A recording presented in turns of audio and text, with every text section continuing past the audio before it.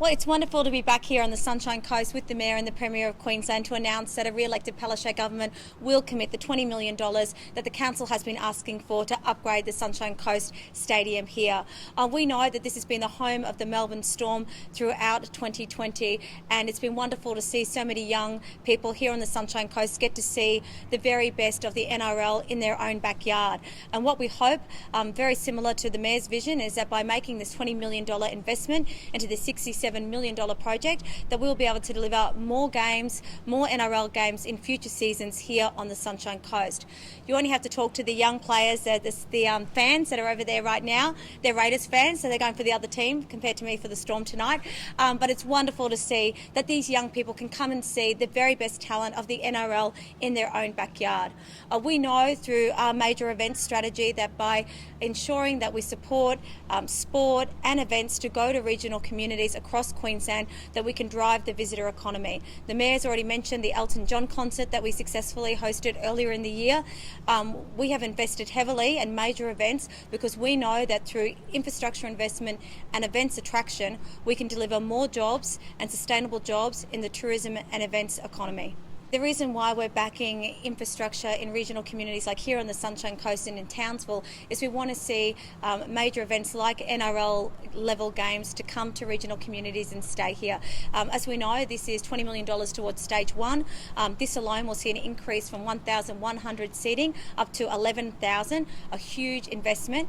This means in total that there'll be more than 16,500 people that can come to this stadium. They're the kinds of crowds you need to attract those major events. Great announcement this morning from the Premier with the company of Minister Jones, who regrettably we're losing soon.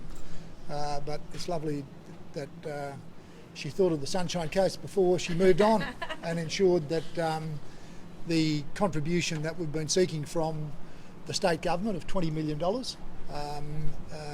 is indeed confirmed, along with the funding from Council and some local philanthropists.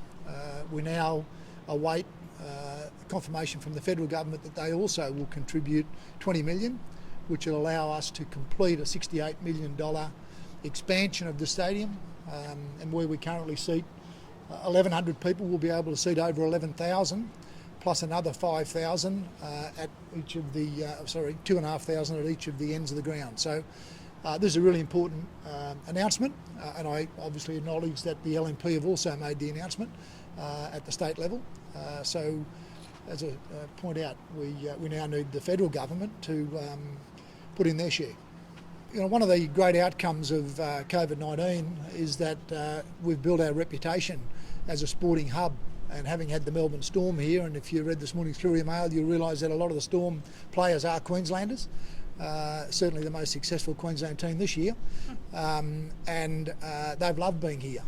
I've been so proud every time we've had a televised game about the quality of our pitch and the great work that our ground staff have done. It's been a wonderful advertisement, and I've had feedback from people all over Australia to say what a great job you guys are doing up there.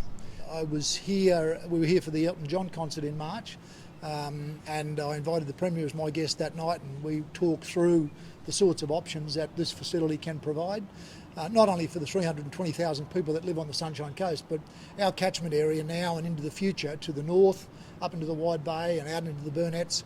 You know, those people love coming to the Sunshine Coast, and to give them the opportunity to see first-class rugby league or rugby union or soccer, or indeed major entertainment concerts.